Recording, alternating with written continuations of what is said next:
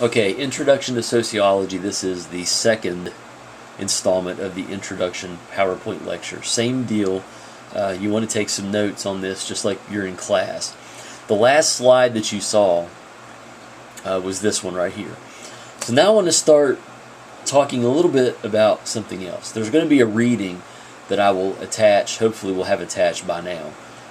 You can go onto the website and find it. It's called An Invitation to Sociology by American sociologist Peter Berger.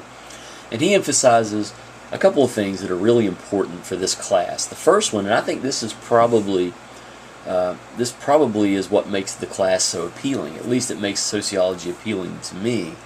Nothing is too sacred or profane for sociology. In a lot of your classes, a lot of topics or ideas would be off limits. Teachers would be uncomfortable talking about them. Parents get squeamish when you talk about certain things with their children in high school classes. Well, this is a college class, and in sociology especially, nothing's off limits. Nothing is too sacred or way up here. We're going to talk about God, religion, all these things that are controversial that people don't want to talk about in schools. And also, nothing is too profane. In other words, nothing is too in the gutter, if you will. We're going to talk about prostitution. We'll talk about drug abuse. We're going to talk about all kinds of things that some would consider to be out of bounds or disgusting. Because to understand the way society works is to have a conversation about everything and not leave anything out. The first wisdom of sociology, this is important as well. Things are not always what they seem to be. On the surface, things may be one way or seem one way, but when you start peeling back the layers of things that happen in society, then you really start to understand what makes society tick. Now, when we say sacred and profane, I didn't technically give you definitions. We'll do that now. Now, if something is sacred, it's something that's set apart from the everyday world, which inspires attitudes of awe or reverence among believers. Examples of sacred images within our culture, I immediately think of religious symbols, such as a cross, or the idea of God or gods. If I came into a classroom and I held a wooden cross in my hand, and I snapped that cross in two, which I am not going to do, by the way, people would get really upset. I'm going to guess. Teachers would get upset. Your principal would probably be upset. But then I would say, well, this is just wood. All I'm doing is snapping a twig. Well, it doesn't quite work that way because that cross symbolizes something very sacred. It inspires attitudes of reverence among a lot of believers. And most people within our society purport to be Christians. So that cross is a very important symbol. Now, if I just came into your classroom and held up a twig, just a simple twig that I snapped off a tree branch, it's made of wood, it's made of the same material, and I snapped it in two, you would probably not think much of anything. You would not be offended. You would probably think, well, what's Mr. Dean doing? He's kind of crazy. He's snapping twigs in two. Well, that twig doesn't represent anything sacred within our society. So, if something is profane, conversely, we're talking about elements which belong to the everyday world rather than the supernatural. Sacred, we're talking more about supernatural things. Profane, these are just everyday kinds of things. They can be negatively connotated things, such as prostitution, terrorism, child molestation. So just understand the difference between the two. C. Wright Mills is a very important American sociologist, changing tracks a bit here. And he talks about something that is super important for any introduction to sociology class.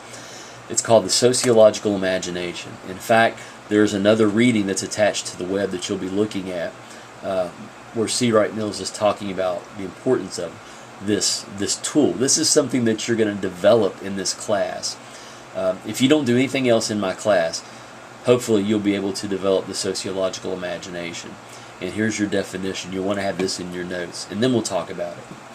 The ability to see how the unique historical circumstances of a particular society affect the individual, and at the same time how individual people impact history. Okay, so I'll let you write that down.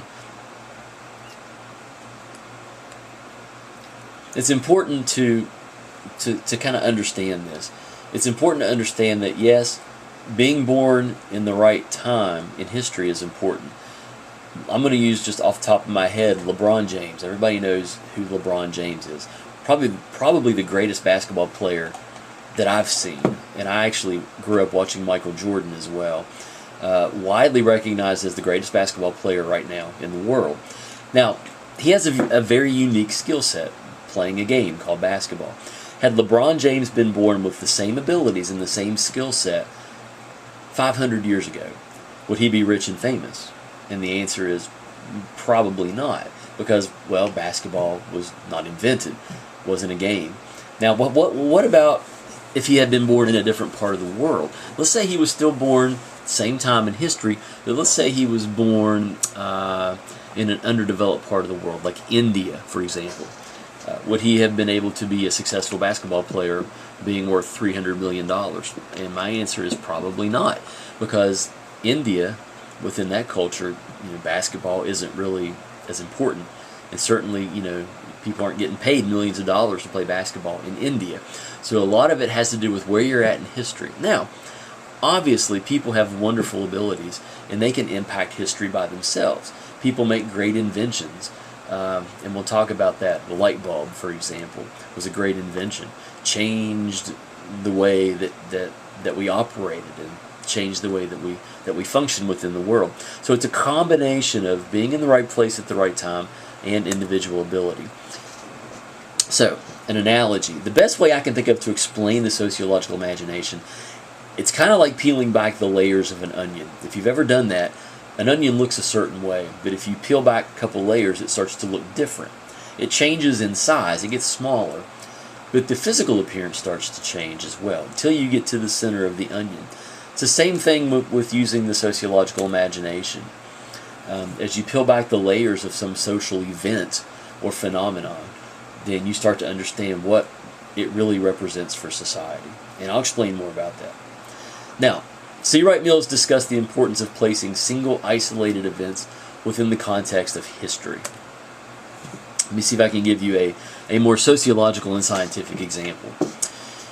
It would be hazardous, it would be not responsible to predict the day of one person's death.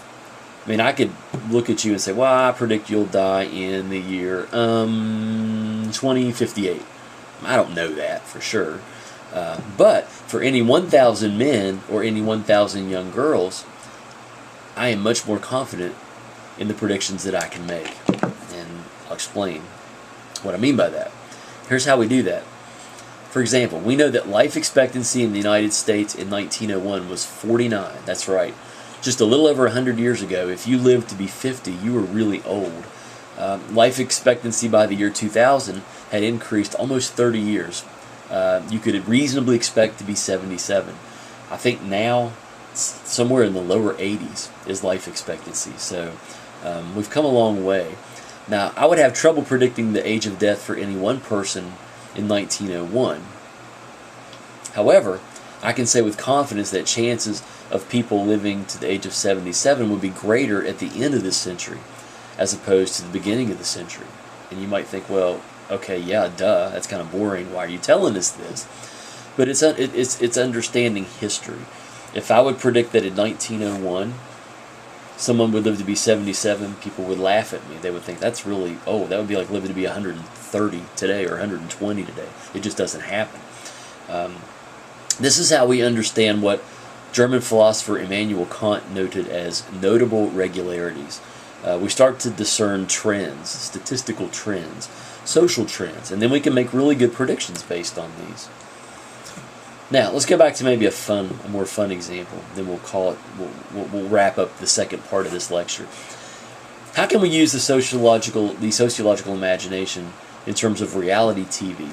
Reality TV is all around us. There are tons of reality TV shows. Some are ridiculous. Some are kind of entertaining. But they get huge ratings because we watch them. That's why they stay on TV. People complain about the Kardashians. They complain about Duck Dynasty. They complain about, all these shows. But they stay on the air because people are watching it. So we must really like them, and we must value some things that these shows represent. I would make the argument that we value competition, within our society. Fair to say? We compete for everything: grades, attention from teachers, boyfriends, girlfriends, incomes, homes. We compete for everything. We like drama, sexual promiscuity. We're all about gossiping and drama and knowing about people's business, dirty laundry. We like glamour, the idea of fame and wealth.